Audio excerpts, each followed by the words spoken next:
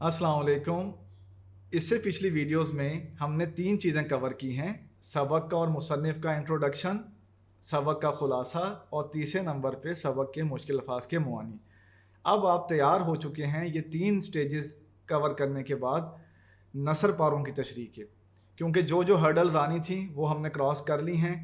आइए अब पहले नसर पारे की तशरीह की तरफ बढ़ते हैं। ये नसर पारा आपकी सहूलत के लिए स्क्रीन पे दिखाया जा रहा है।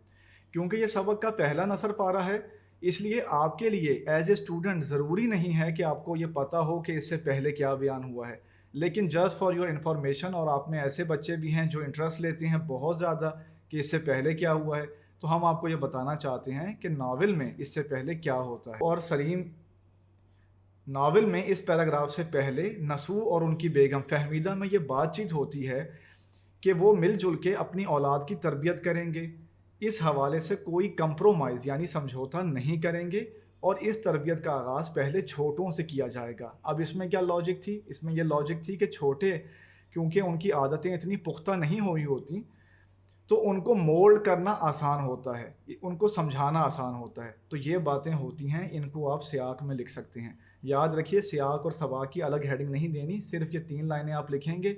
उसके बाद आप लिखेंगे कि सबाक की हम बात कर रहे हैं कि जब नसू सलीम को अपने पास बुलाता है तो सलीम घबरा जाता है।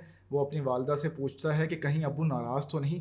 इन 4 बातों को, 5 बातों को आप सियाक व सबाक की शक्ल में लिख देंगे, तो आप अब नसर पारे की तशरीह के लिए तैयार हैं।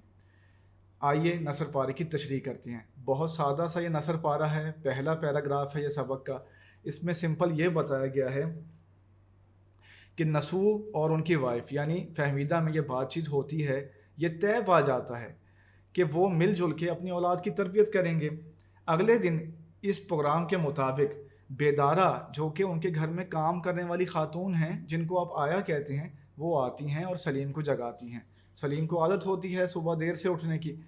वो जगाती हैं कि भाई बेटा आप उठ जाइए, आपके अब्बू आपको याद कर रहे हैं, यानी आपको बुला रहे हैं। तो सलीम एकदम चौंक जाता है। सलीम की उम्र उस वक्त 10 साल से भी कम होती है, तो आप अंदाज़ा कर सकते हैं जो बच्चा 10 साल से कम उम्र का हो, उसको अचानक सुबह सवेरे उसके वालिद साहब बुला लें, तो वो थोड़ा सा परेशान हो सकता है, या वो ये सोच सकता है कि क्या बात हुई होगी। तो वो जल्दी जल्दी मुंह हाथ धोता है और अपनी अम्मी के पास पहुंचता है, और अम्मी से वो पहला सवाल ये करता है कि अम्मी अम्मी आपको पता है अब्बू ने मुझे क्यों बुलाया? ठीक है, जैसे बच्चे होते हैं तो आप इस चीज़ को अंदाज़ा कर सकते हैं। तो सादा लफ्ज़ों में आप इन बातों को लिख देंगे तो पहले नसर पारे की तशरीह मुकम्मल हो जाएगी। इससे अगली वीडियो में हम अगले पैराग्राफ की तशरीह करेंगे। तब तक के लिए अपना ख्याल रखिएगा। अल्लाह ने के बाद।